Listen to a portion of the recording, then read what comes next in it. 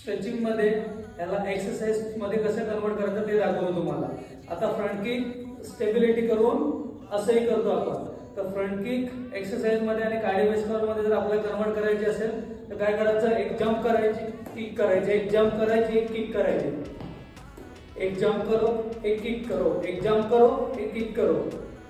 आणि फक्त elasticity improve करायची असेल तर एक हात इकडे ठेवायचा आणि स्टेबिलिटी चॅलेंज करण्यासाठी शोल्डर विथ डिस्टन्स ठेवायचं. एक लेग आपल्या सेम लाइन मध्ये पाठी आला पाहिजे. दोनों लेग में डिस्टेंस होना चाहिए शोल्डर विथ. वही लाइन में एक लेग सेम पीछे आना चाहिए. अपोजिट हैंड होल्ड करना है. ये दिस इज द टारगेट. ये टारगेट रहेगा हमारा. Kick end back, kick end back. Same right left H side. आप जो जो करोगे उसमें से जे जे आपण करणार आहोत त्याच्यामध्ये ऍटलिस्ट 20 रिपिटेशन फिनिश केले पाहिजे.